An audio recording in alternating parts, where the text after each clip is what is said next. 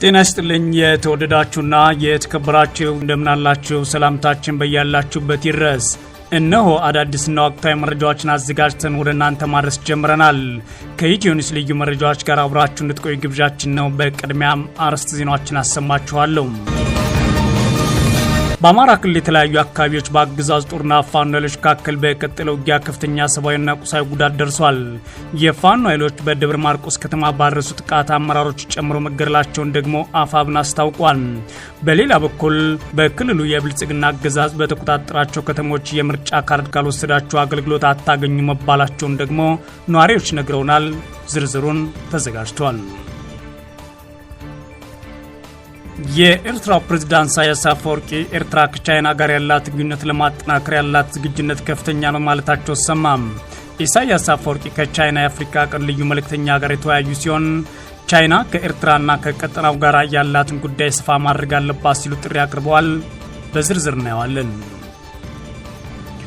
አሜሪካን የኢራን ወደቦችን ከሰኞ ጀምሮ እንደምትዘጋ ማስታወቋ በዓለም ላይ ከፍተኛ መነጋገሪያ ሆኗል። ድርድሩ አለመሳካቱ ተከትሎም የአሜሪካው ፕሬዝዳንት ዶናልድ ትራምፕ አሜሪካ የኢራን ወደቦችን የሚዘጋ ጦር ትልካለች ብለዋል። የኢራን ጦር ደግሞ የአሜሪካ እርምጃ የባህር ላይ ውንብድና ነው ብሎታል።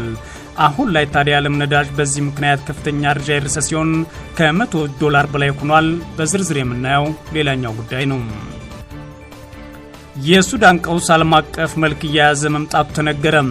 5 የተለያዩ አህጉር አቀፍና ዓለም አቀፍ ድርጅቶች ይህንን ጉዳይ በተመለከተ በበርሊን ጉባኤ ላይ ይወያያሉ ተብሏል። በሱዳን ያለው ችግር ዓለም አቀፍ ሰብአዊ ቀውስ ጭምር ያለበት ነው መባሉ ተነግሯል። የተወደዳችሁና የተከበራችሁ የኢትዮ ኒውስ ቤተሰቦች አብራችሁን ቆዩ። ወደ ዝርዝሩ አልፋለሁ። በአማራ ክልል የተለያዩ አካባቢዎች በአገዛዙ ጦርና ፋኖ ኃይሎች መካከል በቀጠለው ውጊያ ከፍተኛ ሰብአዊና ቁሳዊ ጉዳት መድረሱ ተሰማ። የፋኖ ኃይሎች በደብረ ማርቆስ ከተማ አደረጉት በተባለው ጥቃት አመራሮች ጨምሮ መገደላቸውን አፋብን አስታውቋል።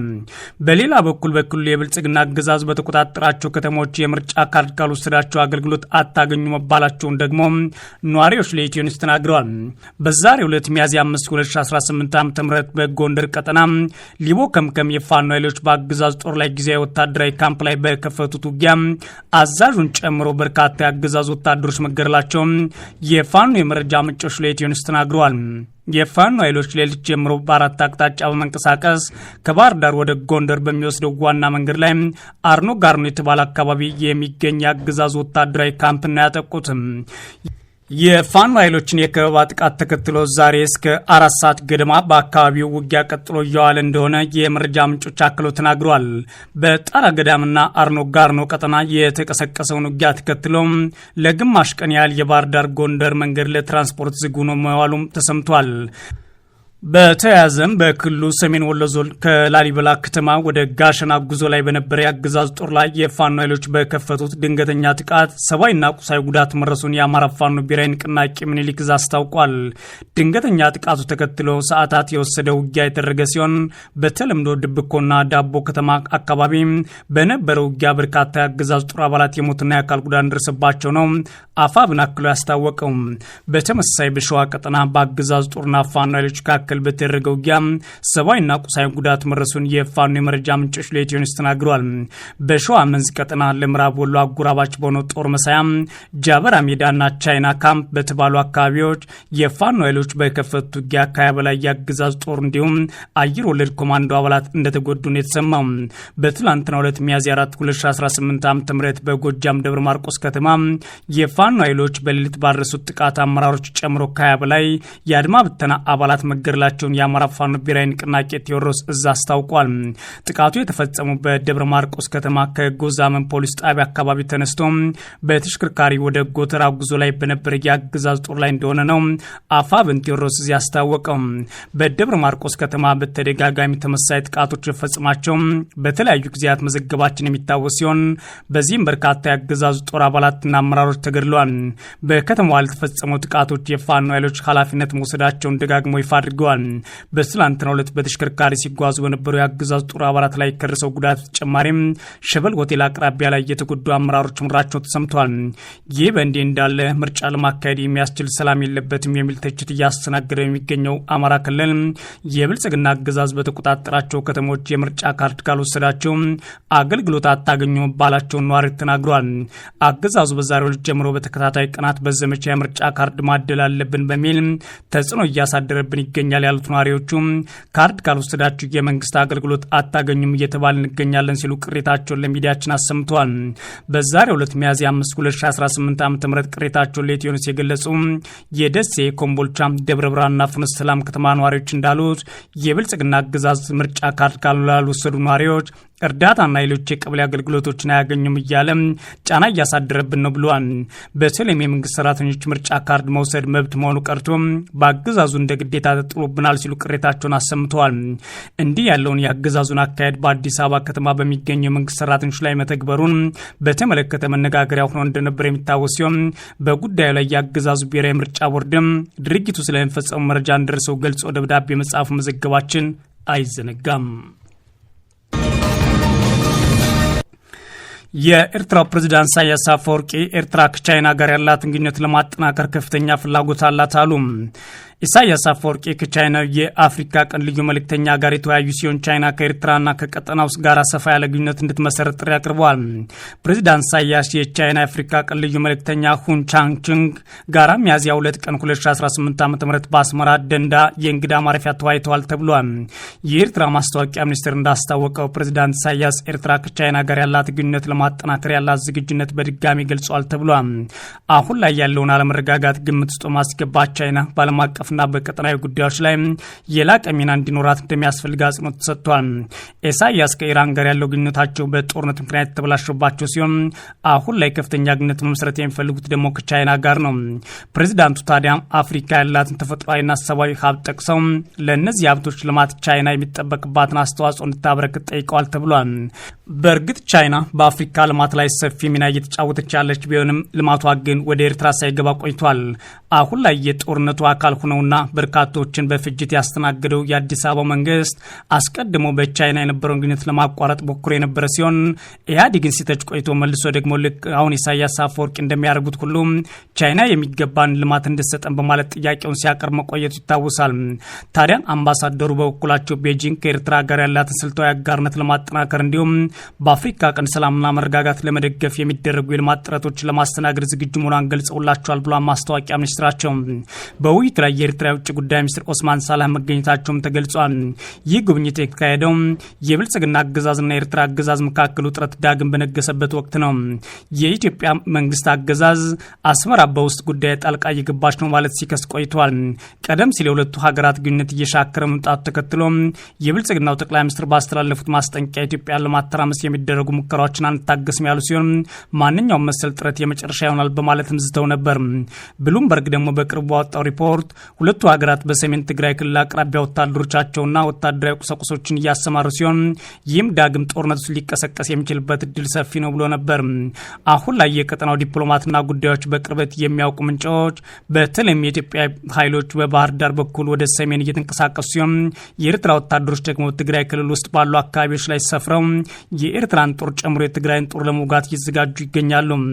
በዚህ መካከል ታዲያ ኢሳያስ አፈወርቂ ወዳጅ ሀገራትን ለማፍራት ጥረት እያደረጉ ሲሆን ከትራምፕ ጋር ሞክረውት የነበረውና የለዘበው ግንኙነታቸው አሁን ደግሞ በቻይና በኩል ከፍ እንዲላቸው መፈለጋቸውን የተዘገበው።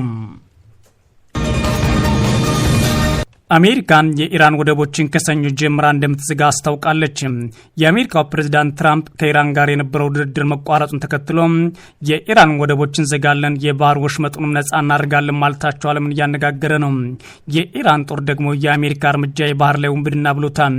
በዚህ የትራምፕ ውሳኔ የተነሳ ነዳጅ $100 በላይ ከፍሏል። የአሜሪካ ጦር የኢራን ወደቦችን ከሰኞ ጀምሮ እንደሚዘጋ ገልጾ ነገር ግን በወሽመጡ ላይ ወደ ሌላ አገራት የሚንቀሳቀሱ መርከቦች ላይ መስተጓጎል አይፈጠርም ብሏል። ብለዋል። ትራምፕ በበኩላቸው በዋሽንግተን አቅራቢያ በሚገኝ የአንድሪው የጦር ሰፈር ለጋዜጠኞች ኢራን ወደ ድርድር ባትመለስ ምንም እንደማይሰማቸው ሲናገሩ ተደምጠዋል። ተመለሱ አልተመለሱ ግድ አይሰጠኝም፣ ካልተመለሱ ችግር የለብንም ብለዋል ትራምፕ ይህን ያሉት በሁለቱ ሀገራት መካከል ፓኪስታን ኢስላማባድ የተደረገው የቀጥታ ንግግር ሳይሳካ ቀረ በኋላ ነው። ትራምፕ በሁለቱ ሀገራት መካከል የተደረሰውን የተኩስ አቁም በመልካም ሁኔታ እንደቀጠለ ነው ሲሉም ተናግረዋል። የአሜሪካ ማዕከላዊ ዕዝ ወደ ኢራን ወደቦች የሚገቡ እና የሚወጡ መርከቦችን ሰኞ ዕለት ከ11 ሰዓት ጀምሮ እንደሚዘጋ አስታውቋል።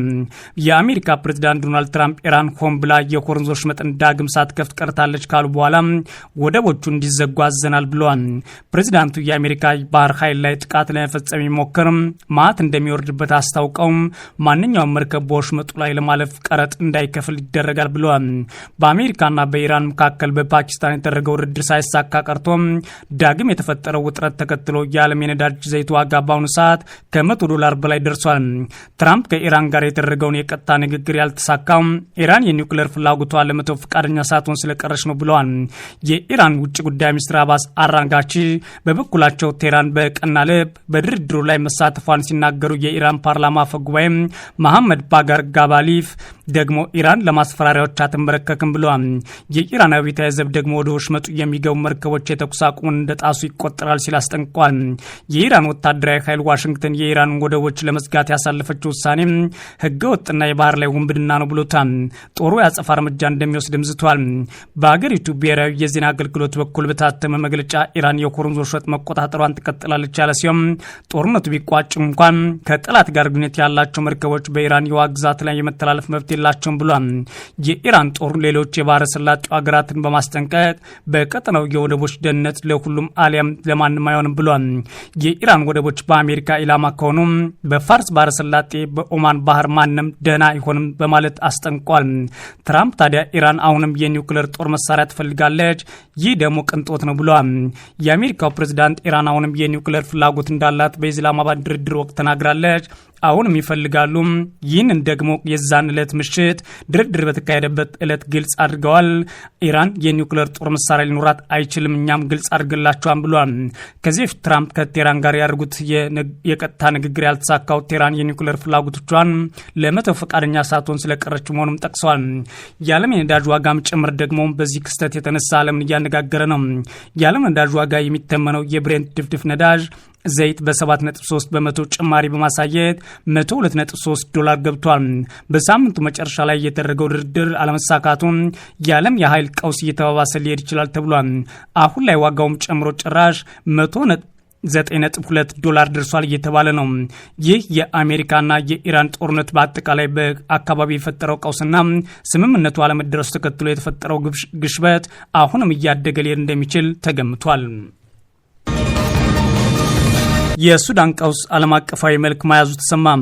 5 የተለያዩ አህጉር አቀፍና ዓለም አቀፍ የድርጅቶች ያቀፈውና የበርሊን ጉባኤ የሲቪል ሂደትን የሚከታተለው ስብስብ የሱዳን ቀውስ ከሀገር ድንበር ተሻግሮ ዓለም አቀፋዊ መልክ መያዙንና በተለይም ከዓለም አቀፍ ሰብአዊ ሕግጋት አኳያ መላውን የዓለም ማህበረሰብ እየነካ መሆኑን ይፋ አድርጓል። 5ቱ አካላት ማለትም የአፍሪካ ህብረት፣ የተባበሩት መንግስታት ድርጅት፣ የአውሮፓ ህብረት፣ የአረብ ሊግ እና ኢጋድ በሱዳን ጦርና በፈጥኖ ደራሹ ኃይል መካከል ያለውን ቀጣይነት ያለው ግጭት ለመፍታት በጋራ እየሰሩ ይገኛሉ። ለሱዳን የኢጋድ ልዩ መልእክተኛ ላውረንስ ኮርባዲ ለሱዳን ትሪቡን እንደገለጹት ከሆነ የበርሊን ጉባኤ እየተካሄደ ያለው ዓለም አቀፍ ማህበረሰብ በባህረ ሰላጤው በኢራንና በእስራኤል መካከል ባለው ውጥረት በተጠመደበት ወቅት ነው ብለዋል። ይህም የሱዳን ቀውስ በአፍሪካ ቀዳሚው ግጭት ሆኖ ሳለ እናም በአህጉሪቱ እንዲህ ያሉ በዓለም ላይ አሉታዊ ተጽዕኖ እያሳደረ ቢሆንም ትኩረት እንዲነፈገው አድርጓል ብለዋል። ኮረምባዲ አጽንኦት ሰጥተው እንደተናገሩት የበርሊን ጉባኤ ስለ ሰብአዊ ሁኔታው ለመመካከርና ውጥረቱን ለማርገብ ለተቀመጠው ቀዳሚ ግብ ፖለቲካዊ ድጋፍ ለማሰባሰብ እንደሚካሄድ ተከታታይ ዓለም አቀፍ ስብሰባዎች አንዱ ነው ብለዋል። የሱዳን ባለስልጣናት በጉባኤ ላይ ላለመሳተፍ የራሳቸው ምክንያት አላቸው፣ እኛም በዛ ላይ አስተያየት አንሰጥም ያሉት ኮረባዲ አሁን እንጂ ወቀውሱን ዓለም አቀፍ ይዘት ስላለው በተለይም በሰብአዊ ዘርፍ ዓለምን የሚነካ በመሆኑ የጉባኤው ዋና ትኩረት እርዳታን በማሰባሰብ ረሃብና እልቂቱን በመጨመረበት ወቅት ውጥረቱን ለማርገብ እንዴት አስተዋጽኦ ማበርከት ይቻላል የሚል ይሆናል ብለዋል። ጦርነቱ ባህሪው ፖለቲካዊ በመሆኑ የሰብአዊ እርዳታ ስራዎች ከፖለቲካው ሙሉ በሙሉ ተነጥሎ ማየት እንደማይቻል የገለጹት መልእክተኛው ግጭቱ የሚያዘምረው ጽንፈኛ ፖለቲካዊ አዝማሚያ ለመቀነስ የሚያስችል ቀመር መፈለግ እንደሚያስፈልግ ማሳስበዋል። አንዘግበው መልእክተኛው አክለውም ከበርሊን ጉባኤ በፊት በአዲስ አበባ ስብሰባ ተካሂዶ ስለ ሰብአዊ አጀንዳና ጦርነቱ ማቆም ስለሚቻልበት መንገድ ውይይት ይደረጋል ተብሏል። የሱዳን ጦርነትን ከተቀላቀሉት አንዱ የአዲስ አበባ መንግስት በዚህ ጉዳይ ላይ ለመሳተፍ ዝግጁ መሆኑንም የኢትዮኒውስ መረጃ ምንጮች ተናግረዋል። የተወደዳችሁና የተከበራችሁ የኢትዮኒውስ ቤተሰቦች መረጃዎቻችን እነዚህ ነበሩ። መልካም ጊዜ እመኛለሁ።